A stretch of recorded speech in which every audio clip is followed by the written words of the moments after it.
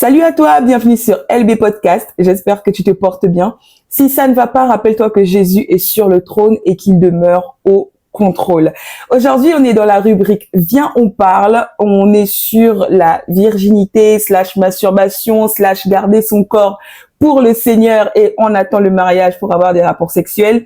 On veut vraiment comprendre aujourd'hui que la virginité, le mariage, etc. ne sont pas des sujets charnels. Et avant de commencer, on balance le générique.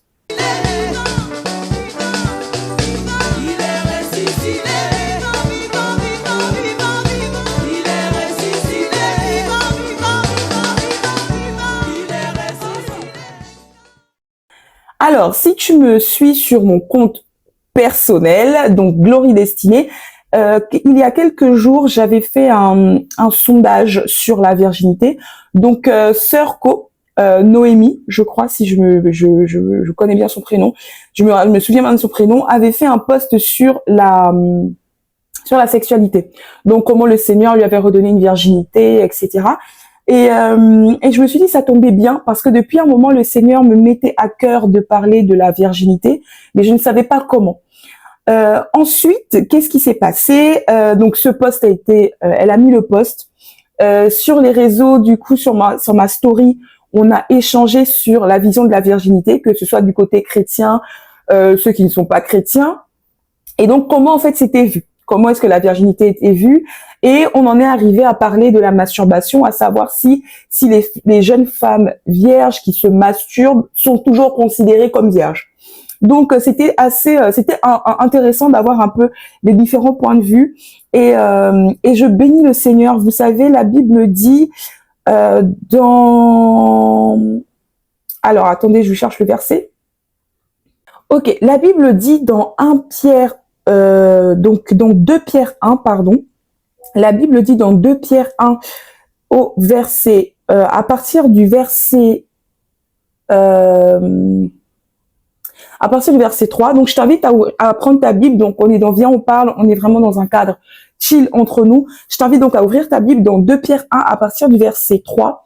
La Bible dit: comme sa divine puissance nous a donné tout ce qui contribue à la vie et à la piété, au moyen de la connaissance de celui qui nous a appelés par sa propre gloire et par sa vertu, lesquels nous assurent de sa part les plus grandes et les plus précieuses promesses, afin que par elles vous deveniez participants à la nature divine, en fuyant la corruption qui existe dans le monde par la convoitise. À cause de cela même, faites tous vos efforts. Donc là, c'est le verset qui nous intéresse. À cause de cela même, faites tous vos efforts pour joindre à votre foi la vertu. À la vertu, la science. À la science, la tempérance. À la tempérance, la patience. À la patience, la piété. À la piété, l'amour fraternel. On dit aussi la communion fraternelle. À l'amour fraternel, la charité. Car si ces choses sont en vous, et y sont avec abondance, elles ne vous laisseront point oisifs, ni stériles pour la connaissance de notre Seigneur Jésus-Christ. Et c'est vraiment ce que ce verset a fait dans ma vie.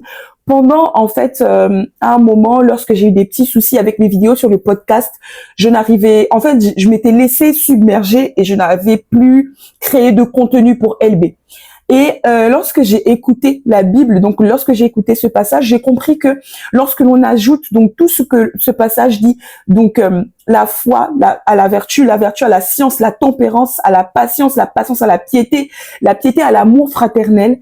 En fait, cette communion fraternelle m'a permis aujourd'hui de m'asseoir et de vous communiquer ce que je pense avoir dans mon cœur de la part du Seigneur.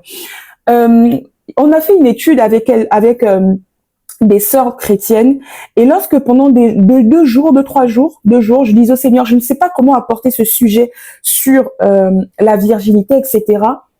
On a eu une étude et c'était sur le passage de Romains 12 et 1 Corinthiens 6. Et le Seigneur a vraiment répondu à mes questionnements.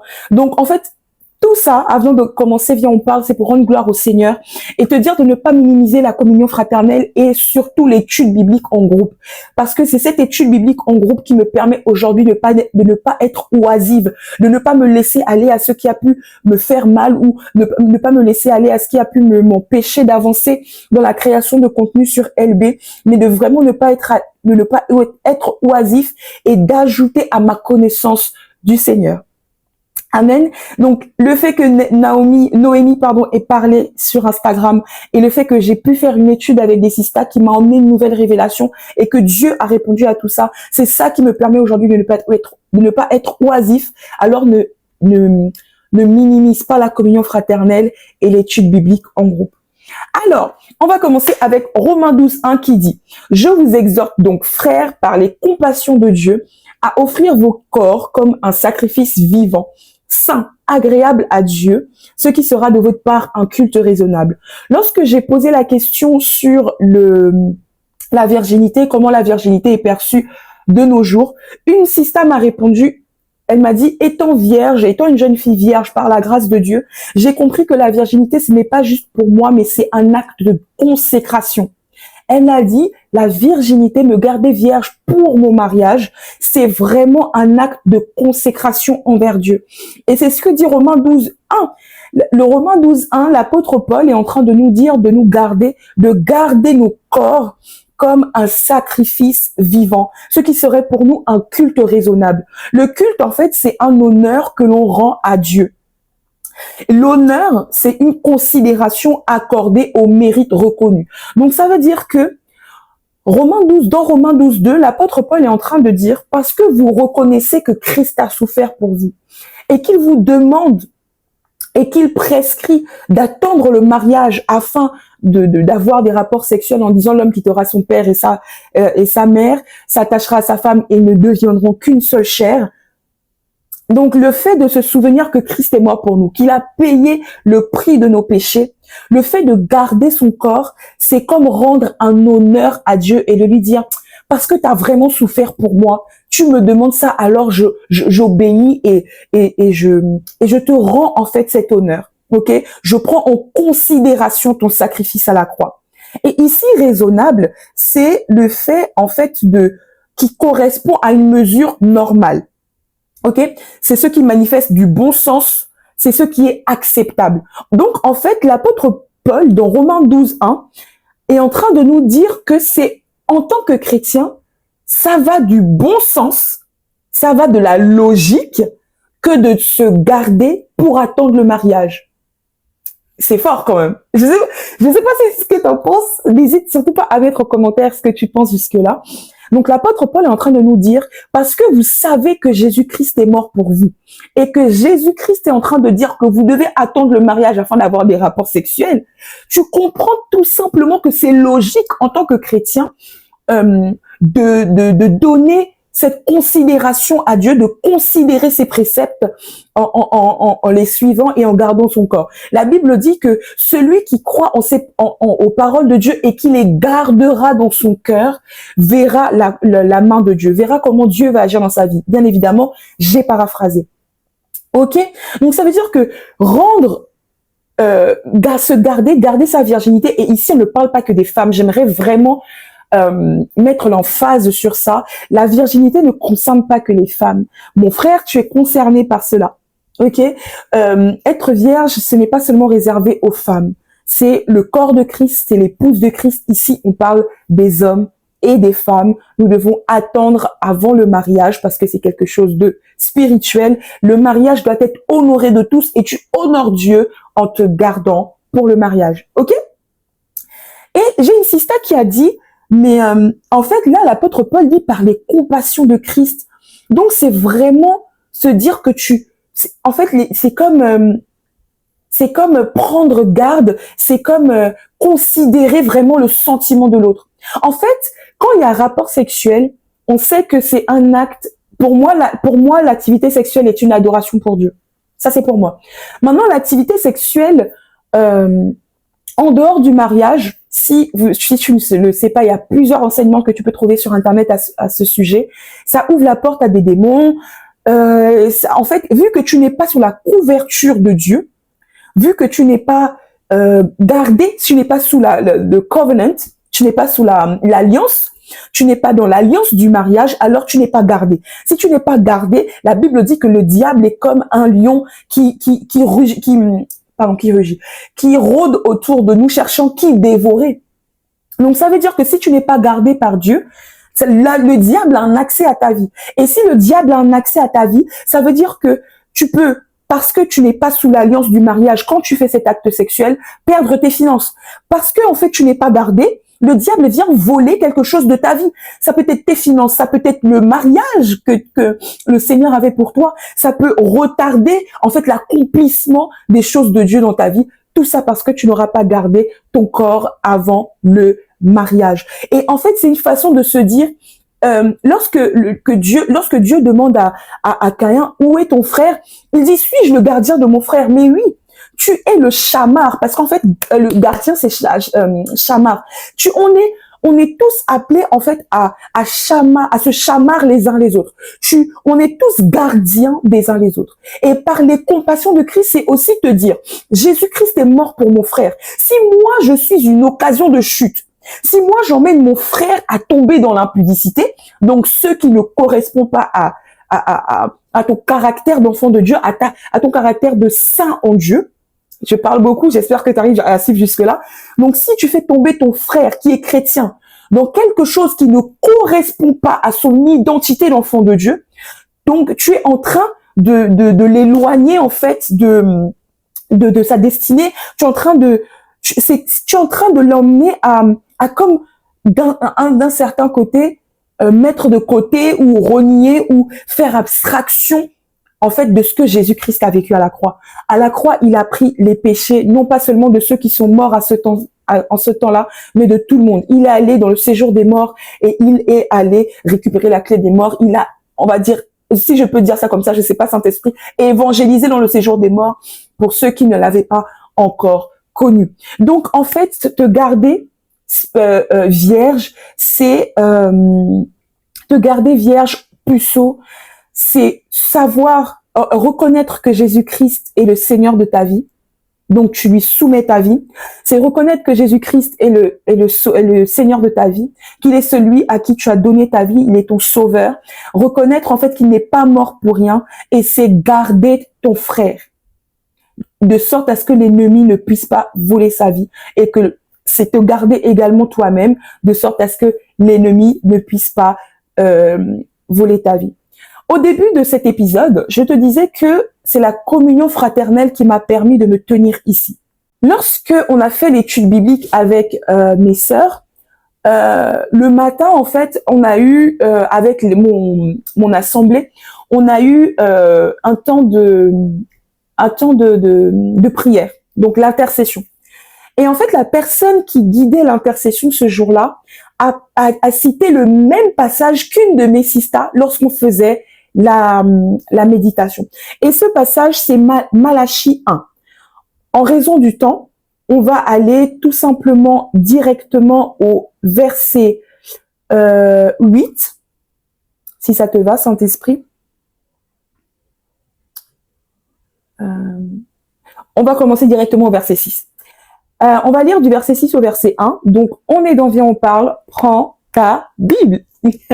La Bible dit, un fils honore son père et un serviteur son maître. Donc là, on est au verset 6. Si je suis votre père, où est l'honneur qui m'est dû? Donc, rappelle-toi que là, on vient de dire que se garder vierge, se garder puceau, c'est rendre un culte à Dieu. Amen. C'est reconnaître qu'il est le Seigneur de ta vie, le Sauveur de ta vie. Alors, un fils honore son père et un serviteur son maître. Si je suis père, où est l'honneur qui m'est dû? Si je suis maître, où est la crainte qu'on a de moi? Dit l'Éternel des armées à vous, sacrificateur. Donc, en fait, là, ce passage est en train de parler de personnes qui servent Dieu. La Bible n'est pas en train de parler de personnes qui ne servent pas Dieu, qui ne le connaissent pas et qui ne lui rendent pas un honneur à travers le culte. Là, la Bible, dans ce verset, est en train de parler d'enfants de Dieu, de personnes qui sont au service de Dieu. Alors peut-être que toi, tu es à la chorale, peut-être que tu es au protocole, peut-être que tu as je ne sais pas quel département de ton église, mais tu es sacrificateur. La Bible dit que nous sommes un royaume de sacrificateurs, un sacerdoce royal, un peuple saint, une nation sainte. Amen. Donc, si je suis maître, où est la crainte qu'on a de moi? Dit l'Éternel des armées, sacrificateur, qui méprisait mon nom et qui dit, en quoi avons-nous méprisé ton nom? Vous offrez sur mon autel des aliments impurs. Et vous dites, en quoi t'avons-nous profané? C'est en disant, la table de l'Éternel est méprisable. Donc, il y a des choses que l'on fait, même inconsciemment, on est en train de dire, Seigneur, ton sacrifice à la croix est méprisable. My God. Wow. Et ça vaut pour tout, pas seulement la sexualité. Il y a des choses que l'on emmène dans notre vie, et notre vie peut être l'autel. My God! Woo! Notre vie est un autel. Un autel, en fait, c'est le lieu où on fait des sacrifices.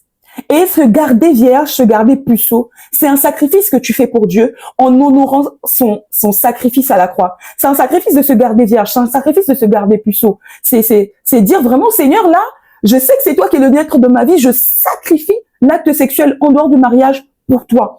Et si ta vie est un autel, si tu as des rapports sexuels en dehors du mariage, c'est comme en fait, il est dit dans Malachie 1. Il est dit,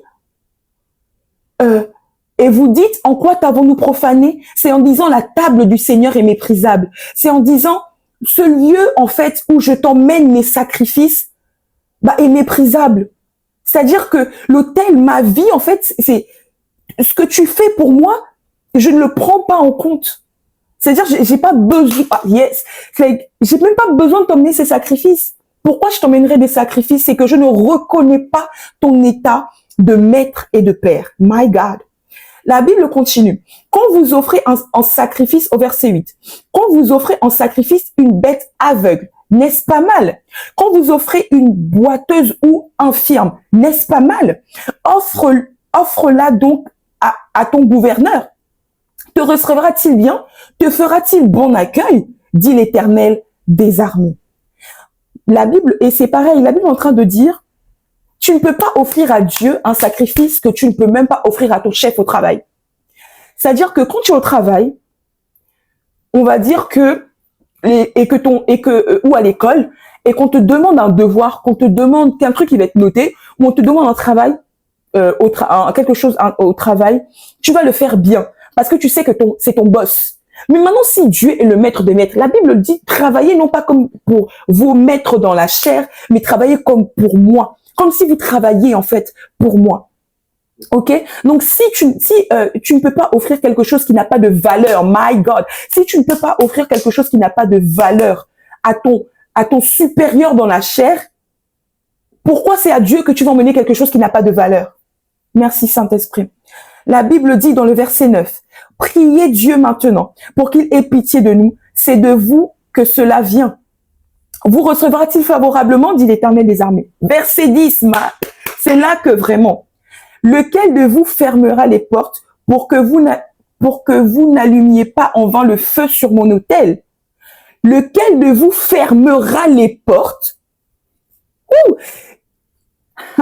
pour que vous n'allumiez pas en vain le feu sur mon autel?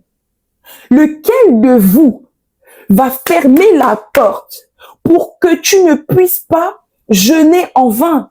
Tu forniques, mais tu jeûnes. » Et là, on prend encore l'exemple de la virginité parce que c'est le thème de la vidéo, mais c'est dans tout. Et je me prêche à moi-même. Lequel de nous va fermer les portes d'accès au diable pour que les sacrifices que nous emmenons dans sa présence ne soient pas vains?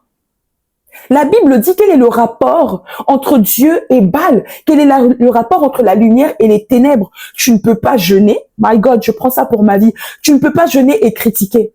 Tu ne peux pas dire je prie, je jeûne, mais je parle mal. Come on. Dans ma vie personnelle, il y a quelque chose qui se passe depuis un certain moment. Et j'ai dit à ceux qui m'entourent, écoutez, moi, je pense il y a un réel problème. Je pense réellement que euh, pour que nos cœurs soient orientés différemment, on doit comprendre pourquoi certaines personnes agissent d'une certaine façon. Parfois, ça ne sert à rien de mal parler. Parfois, ça ne sert à rien d'agir de quelconque façon. Il faut juste savoir. En fait, il faut aller plus loin que ce que l'on voit. Et lequel d'entre nous fermera les portes pour que le sacrifice que l'on apporte dans la présence de Dieu ne soit pas vain? Je ne peux pas, et je le prends pour ma vie, je ne peux pas critiquer et jeûner, je ne peux pas forniquer, me masturber, my God, je ne peux pas me masturber pour et derrière aller dire que je sers Dieu ou que je prie. Ça veut dire que ce que j'apporte dans la maison de Dieu est vain. J'essaie d'avancer parce que je parle énormément. N'hésite pas, si tu sais jusque-là, à mettre un commentaire, un pouce bleu, à t'abonner si ce n'est pas encore fait. Lequel d'entre vous fermera les portes pour que vous n'allumiez pas en vain le feu sur mon autel? Je ne prends aucun plaisir en vous, dit l'Éternel des armées, et les offrandes de votre main ne me sont point agréables. Donc ça veut dire que si toi tu es une offrande, si ta vie est un autel. Et un autel, c'est la porte c'est le lien, en fait, entre le surnaturel et le naturel. Et si ta vie est un autel entre le surnaturel et le naturel, si ta vie est comme le canal par lequel, en fait, le surnaturel peut agir dans le naturel, ça veut dire que quand tu t'offres en sacrifice, si tu dis Seigneur, je m'offre à toi, tu ne peux pas t'offrir à moitié. Tu ne peux pas t'offrir aveugle. Tu ne peux pas t'offrir, comment dire ça, Saint-Esprit, donne-moi les mots. Tu ne peux pas t'offrir et ne pas t'offrir en entièreté. My God, Saint-Esprit, je m'offre en entièreté. Et ça ne concerne pas que la virginité, encore une fois, mais là, on est dans le cadre. OK? Tu ne peux pas dire au Seigneur, je m'offre, mais je vais forniquer. Je m'offre, mais je mens. Je m'offre, mais je fais ce qui ne t'honore pas. Je m'offre, mais je critique. My God. Je m'offre, mais je parle mal. Je m'offre, mais j'insulte. Je m'offre, mais je dis des grossièretés. Or, la Bible dit qu'il ne doit pas sortir de vos bouches de grossièreté. Et ça, encore, c'est pour ma vie. Donc, vraiment, je reviens dans le contexte. Ce passage de Malachie, quand Dieu l'a donné à travers ma sœur et la personne qui guidait l'intercession au téléphone à l'église, je me suis dit, Seigneur, tu parles. Le Seigneur confirme toujours sa parole. Et je pense que par là, le Seigneur voulait tout simplement nous dire qu'il veut que nous puissions nous offrir entièrement à lui. Et que nous puissions l'honorer. Le Seigneur demande à simplement qu'on honore. Comment est-ce que quelqu'un qui a souffert, on a craché sur lui, on l'a fouetté, on l'a fouetté, on a mis des clous, il a subi, il y a d'autres personnes qui ont subi la crucifixion, hein. À Golgotha là-bas, au lieu du crâne, il y avait 2 autres brigands. Mais personne n'avait sur lui le poids spirituel du péché, non pas seulement de toi, non pas seulement de moi, mais de l'humanité. De l'humanité. Et jusqu'à ce que le visage du Père s'est détourné de lui parce que Dieu ne peut pas voir la saleté, Dieu ne peut pas voir le péché, Dieu est saint. Et il a dit, mais Père, pourquoi m'as-tu abandonné? Il a subi tout ça. Et il demande simplement à ce que tu attendes le mariage pour connaître le plaisir sexuel. Et je le crois que Dieu peut agir dans la vie sexuelle de quelqu'un. Je ne suis pas une pro, je ne connais pas, je ne suis pas dans un ministère de couple ou quoi, mais je le crois, j'ai cette conviction que Dieu peut agir dans la vie de quelqu'un. Et peut-être que tu es marié et que tu me regardes, bah Dieu, je le crois, que Dieu peut agir dans ta vie sexuelle avec ton mari ou avec ta femme. Je crois réellement que l'acte sexuel dans le mariage est une adoration. Et Dieu ne s'en fout pas de ce point. Dieu ne s'en fout pas de ce point. La Bible dit, ne vous privez pas l'un de l'autre. La Bible dit, ne vous privez pas l'un de l'autre. Donc, en soi, Dieu, c'est quelque chose qu'il aime. Il a créé pour un cadre. Et je crois que Dieu veut que ta vie sexuelle se passe bien. On va terminer par 1 Corinthiens chapitre 6, verset 18 au verset 20. Je crois que c'est le verset que tout le monde connaît. La Bible dit, fuyez l'impudicité. Je t'invite à le lire à haute voix.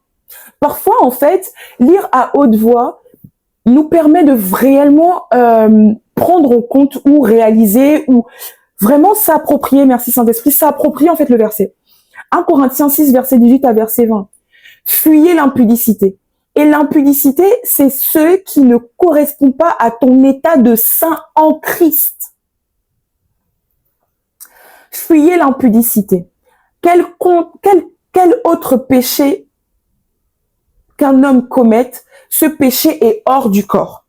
Mais celui qui se livre à l'impudicité, donc à ce qui ne correspond pas à son caractère de saint en Jésus-Christ, pêche contre son propre corps. Verset 19. Ne savez-vous pas que votre corps, ne savez-vous pas que votre corps est le temple du Saint-Esprit qui est en vous et que ne savez-vous pas que votre corps est le temple du Saint-Esprit qui est en vous, que vous avez reçu de Dieu et que vous ne vous appartenez point à vous-même. Ton corps est le lieu, encore une fois, ton corps est l'autel, ton corps est le temple, ton corps est la maison, mon corps, notre corps est la maison où le Saint-Esprit habite. Maintenant, est-ce que le Saint-Esprit, quand tu couches avec ta copine, avant de sortir, tu t'es dit non, ça va, rien ne va se passer, on est ensemble, jamais rien ne se passe. Maintenant, le Saint-Esprit qui est en toi, quand tu vas chez ta copine et que tu te dis que rien ne va se passer, et puis quelque chose finit, entre guillemets, et que quelque chose finit par se passer, est-ce que le Saint-Esprit est en toi et à l'aise lorsque tu fais cet acte? C'est comme si tu emmenais le Saint-Esprit à pécher. Donc, et ça, encore une fois, c'est dans tous les domaines de nos vies. Il ne s'agit pas que de la sexualité. Mais c'est comme si tu emmenais le Saint-Esprit à pécher. Lorsque tu es en train de... En fait, est-ce que tu peux imaginer ça? Quand tu es... Bon, je ne te demande pas d'avoir des images impures. Mais lorsque tu es en train d'avoir un rapport sexuel, lorsque tu es en train de te masturber, la Bible dit que ton corps est le temple du Saint-Esprit. La Bible dit que vous êtes le corps de Christ. Donc, c'est que ta main est la main de Christ. Maintenant, tu prends la main de Dieu, Mike. Tu prends la main de Dieu et tu dis, aujourd'hui, je vais me masturber. Je ne dis pas que c'est facile. Je ne vais pas venir te dire que arrêter ce péché, c'est facile, tu dois tout de suite aujourd'hui là. Moi, who am I, God? Who am I, yo? Mais en fait, je veux juste que tu puisses, à chaque fois que le diable va vouloir, ou que ta chair va t'emmener à pécher, essaie d'imager que c'est Jésus qui a souffert à la croix, qui a déjà payé le prix des péchés, qui est allé au séjour des morts, qui a récupéré la clé, qui est ressuscité, qui est resté 40 jours encore pour dire que voilà ce que vous devez faire, voilà ce que vous devez faire, qui a emmené, qui a prié, intercédé pour que le Saint-Esprit descende, pour que tu vives une vie de righteousness, une vie de justice, une vie de sainteté. Tu es en train de dire, je prends la main de Dieu, je prends la main du Saint-Esprit pour me masturber, pour toucher cette fille. Je prends la main du Saint-Esprit pour faire ceci, pour faire cela. Là où je vais aller coucher avec mon gars, où je m'en vais chez mon gars, je m'en vais chez ma meuf. Là où on va aller là, je prends le corps du Saint-Esprit pour coucher avec elle. Je prie que cela puisse t'aider à arrêter ce péché. Amen. Verset 20 de 1 Corinthiens 6. Car vous avez été rachetés à un grand prix. Glorifiez Dieu dans votre corps. Rendre gloire à Dieu dans votre corps et dans votre esprit qui appartiennent à Dieu. Exode 19 du verset 10 au verset 15 dit: Et l'Éternel dit à Moïse, va vers le peuple, sanctifie-les aujourd'hui et demain, car qu'ils lavent leurs vêtements, Verset 11, qu'ils soient prêts pour le 3e jour. Donc en fait, c'est comme si Dieu était en train de dire qu'ils jeûnent, qu'ils se mettent dans un état où Dieu va agir dans leur vie, qu'ils se mettent dans un état où vraiment de consécration, quoi, de je mets un peu les distractions de côté, etc. Hein? Voilà. qu'il soit prêt pour le 3e jour. C'est comme si Dieu aujourd'hui te dit, mets-toi en jeûne de 3 jours. Ok? Qu'il soit prêt pour le 3e jour, car le 3e jour, l'Éternel descendra aux yeux de tout le peuple sur la montagne de Sinaï. Verset 15. Et il dit au peuple, soyez prêts dans 3 jours, ne vous approchez d'aucune femme. Dieu est Dieu, non? Dieu est Dieu. Dans le peuple d'Israël, il y avait des mariés. Le peuple d'Israël, il y avait des mariés, non? Il n'y avait pas que des célibataires. Mais dedans, on dit, ne vous approchez d'aucune femme. Donc, s'abstenir de l'acte sexuel, que tu sois marié ou pas marié, c'est un sacrifice. Ça pousse Dieu à agir dans ta vie. Oh God. Je prends ça pour... En fait, désolée, mais en fait, quand je parle comme ça, c'est que c'est quelque chose qui... Ah, en tout cas, tu comprends, j'espère. C'est vraiment... Voilà. En fait, donc, ne vous approchez d'aucune femme parce que le 3e jour, je vais descendre. Donc, ça veut dire que tu peux jeûner le 1er jour, tu peux jeûner le 2e jour. Si le 3e jour encore, tu touches une femme, ça peut emmener Dieu à ne pas se manifester alors que Dieu avait décidé que le 3e jour, je me manifeste. Donc, ça veut dire qu'il y a certains delays, il y a certains retards, il y a certaines choses dans ta vie qui arrivent. Pourquoi? Parce que tu as touché à une femme, parce que tu as touché à un homme, parce que peut-être que tu luttes avec l'homosexualité, parce que tout simplement tu es dans le péché sexuel. Tu as jeûné, tu as fait un sacrifice, tu as emmené le sacrifice du jeûne, tu as lavé ta robe, tu as demandé pardon pour les péchés. N'est-ce pas? Mais pendant ton jeûne là, Dieu t'a dit de t'abstenir, ou pendant ta vie, dans le cadre des célibataires, tu n'as pas le droit à avoir un rapport sexuel avant le mariage. Mais dans tout ça là, tu as couché avec quelqu'un. Donc c'est comme on disait dans Malachie 1 au verset 10, lequel de vous fermera les portes pour que vous n'allumiez pas en vain le feu sur mon autel. Donc en fait, lorsque tu jeûnes là, mais que tu as acte sexuel, lorsque tu fais X ou Y, mais qu'il y a acte sexuel, Dieu peut ne pas se manifester parce qu'en fait, c'est une des conditions qu'il demande, ne pas coucher avant le mariage. Amen. J'aimerais qu'on partage encore dans Josué 3 au verset 5. Et là, on va lire 3 versions différentes. J'espère que tu suis jusque-là. J'essaie d'aller hyper vite. Josué 3 verset 5, c'est encore un verset que la personne qui faisait la modération de l'intercession, si on peut le dire comme ça, a donné. Josué dit au peuple, sanctifiez-vous car demain l'Éternel fera des prodiges au milieu de vous. La version Martin dit, Josué dit au peuple, sanctifiez-vous car l'Éternel fera demain au milieu de vous des choses merveilleuses. Et la version d'Arbi dit, et Josué dit au peuple, sanctifiez-vous car demain l'Éternel fera des merveilles au milieu de nous. Donc en fait, se sanctifier dans son corps. Parce que parfois j'ai l'impression que lorsqu'on parle de virginité, lorsqu'on parle d'acte sexuel, on a l'impression qu'on parle de choses charnelles. Mais on est dans une dans une société tellement sexualisée, qu'il est important de parler de ces choses, même de les répéter et de les répéter et de les répéter. Parce qu'en fait, ce sont des choses où les jeunes, en fait, les jeunes, moi-même comme si ont beaucoup de mal avec ça. Que ce soit l'impudicité, que ce soit la masturbation, la pornographie, l'impudicité, enfin les actes sexuels en tout genre avant le mariage.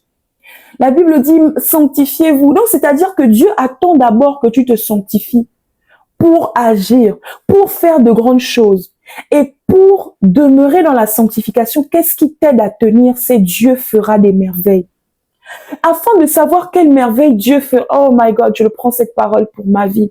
La chose qui te permet de demeurer dans la sanctification, c'est la prophétie qu'il y a sur ta vie. La chose qui te permet de demeurer, de ne pas pécher, parce que se sanctifier aussi, ce n'est pas se détourner de la parole de Dieu. Se sanctifier, laver sa robe, c'est aussi ne pas se laisser aller au découragement, c'est ne pas dire, ah, Jésus n'a pas agi dans ma vie en 2024, moi j'abandonne. C'est ne pas dire, ah, Jésus, il avait dit ça dans ma vie, je n'ai pas vu. Je ne fais pas. Je ne vais pas agir. La Bible dit dans Hébreux 11 que beaucoup là sont morts sans avoir vu l'accomplissement de leurs promesses. Pourquoi? Parce que nous devions vivre ces choses d'abord. Donc en fait, se sanctifier, on dit demain. Donc dans ces versets dans Josué 3:5, on parle de demain. Mais aujourd'hui, tu dois te sanctifier. Et aujourd'hui, ça peut prendre du temps. Aujourd'hui, ça peut prendre 3 ans. Aujourd'hui, ça peut prendre 5 ans. Aujourd'hui, ça peut prendre 10 ans. La Bible dit qu'un jour dans la présence de Dieu vaut mieux que 1000 ailleurs. Donc, en fait, la condition sine qua non, si on peut le dire, pour que Dieu fasse des merveilles, c'est qu'on se sanctifie, qu'on s'efforce avec l'aide du Saint-Esprit. La Bible dit à Zorobabel, ce n'est ni par force ni par puissance, mais c'est par l'Esprit de Dieu. L'Esprit de Dieu nous a été donné pour nous rappeler les paroles de Dieu. C'est pour nous rappeler les paroles de Dieu, pour nous rappeler les prophéties. Tu es découragé, mais le Saint-Esprit te rappelle, ne te décourage pas. J'ai parlé sur ta vie. Ne cède pas aux avances de ce gars. Dieu, j'ai quelqu'un de mieux pour toi. Le Saint-Esprit te fortifie. Je sais que c'est difficile. Tu luttes contre ce péché, mais je suis là pour t'aider à ne pas te masturber. Et c'est une histoire de victoire au jour le jour. Demain, le diable peut te combattre, mais aujourd'hui, tu l'as vaincu par le Saint-Esprit. Et demain, c'est ton aujourd'hui. Demain, c'est ton aujourd'hui. Donc, quand aujourd'hui, tu as vaincu le diable, demain, là, c'est aujourd'hui que tu vas le vaincre avec le Saint-Esprit. Demain, après-demain, c'est ton aujourd'hui, tu vas encore le vaincre avec le Saint-Esprit. Et je me parle même au nom de Jésus-Christ. Rappelle-toi que pour rester dans la sanctification, il faut te souvenir des paroles. Pour ça, la Bible dit en Habakkuk de écris la prophétie.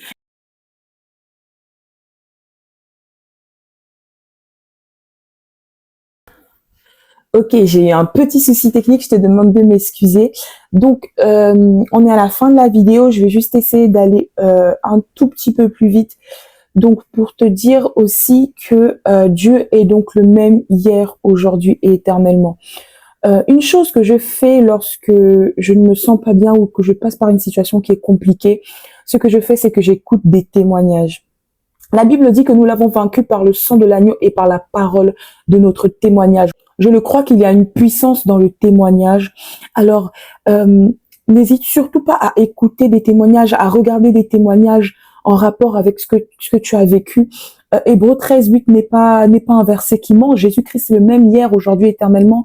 Et celui qui a été capable de délivrer un frère, une sœur d'un tourment est capable de te délivrer également de ce même tourment ou d'un autre. La Bible dit également dans le livre de Jacques que de confesser les péchés aux uns les autres, pardon, de sorte à ce que nous soyons guéris.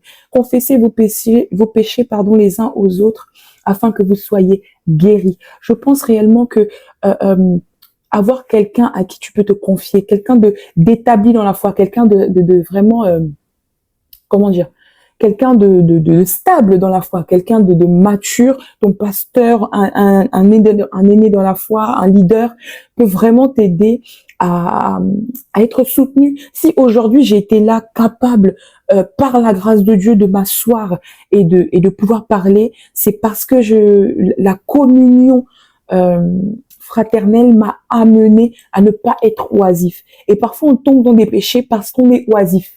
On tombe dans des péchés parce que on ne travaille pas, on n'est pas en train de réviser. Donc franchement, commence une formation, travaille, fais-toi une to-do list réalisable, mets-toi en action, occupe ton esprit, prie, adore, jeûne, occupe ton esprit de sorte à ce que tu ne puisses pas être dans l'oisiveté.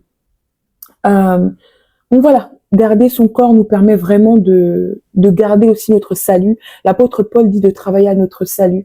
Et je pense que garder son corps, c'est aussi travailler à notre salut. Ce verset ne concernait pas que la virginité, le fait d'être puceau, le fait de se garder avant le mariage.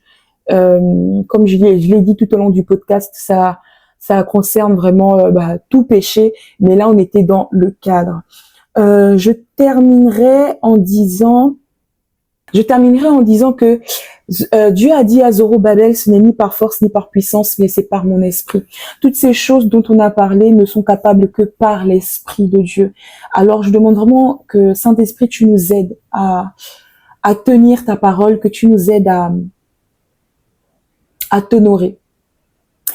On est à la fin du podcast. J'espère que cet épisode t'a béni. N'hésite pas à commenter, liker, partager, à dire ce que tu en as pensé en commentaire. Si tu as des choses à ajouter pour que nous soyons édifiés, n'hésite pas à le faire. Until next time, don't forget that Jesus is our King. Our King, God is our Father. He doesn't make differences between His children, guys. He loves us the same way. Until next time, don't forget to read your Bible and to pray. Peace out.